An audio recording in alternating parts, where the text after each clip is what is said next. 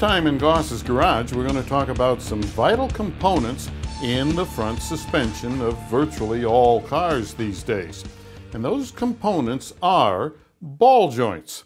Now let's take a look at this picture that we have over here. Here we have a blow-up of a ball joint.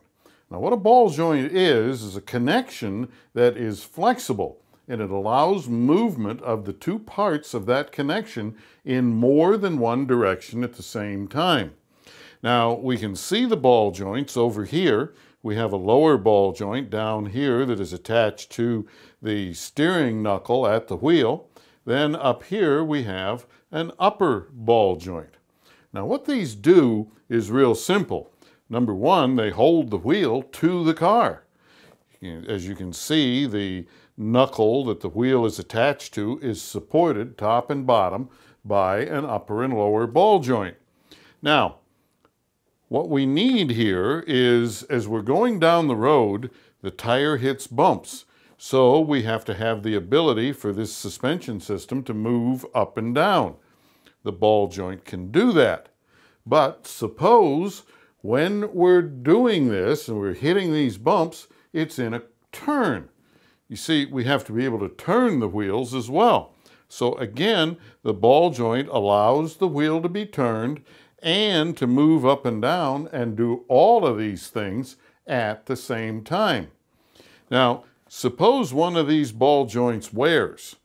Well, there's two ways that it can wear. The most typical way is that it becomes loose.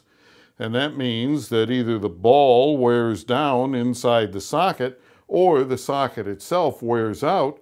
And if it gets bad enough, the ball can come out of the socket and the wheel comes off of the car. I'm sure you've seen cars out alongside the road with the wheel all folded in or folded out. Well, that's typically a failed ball joint. The ball and socket actually separated. Now, the most typical way that technicians check ball joints is they raise the car up, and here we have a typical ball joint. And what they do is they work the wheel up and down while looking at the ball joint itself. Now, one is looking underneath the wheel, usually takes two techs. One looks underneath the car at the ball joint, and the other one moves the wheel up and down. And what they're looking for is movement like this inside the ball joint. Now, this ball joint should not move up and down like that. That signifies that the socket in here is worn, and if we continue to drive this, eventually, this part right here that's attached to the chassis of the car, it would come out of there and the wheel would come off. All right, now that is a legitimate test. And of course, one of the things that we experience in a lot of these cars is something that technicians rarely consider. Now, first, we have to look at the symptoms.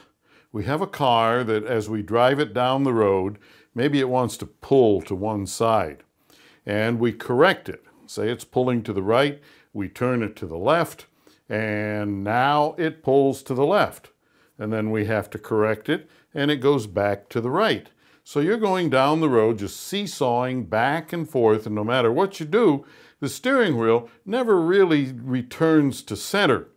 You have to find center and you have to hold it there, or else it will be off center all the time. Very annoying. Now, what that is, in most cases, is a bad ball joint. You see, because there are two modes of failure on these ball joints. Now this one, which looks to be brand new, well, this one caused the vehicle to do that.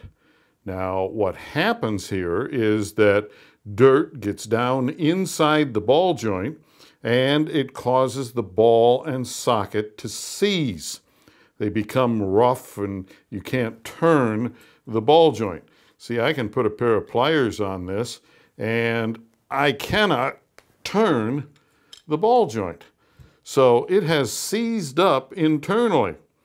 Now, if a technician was checking this car, well, they'd look for loose ball joints, but they may not look for seized ball joints. Now, how do they check for a seized ball joint?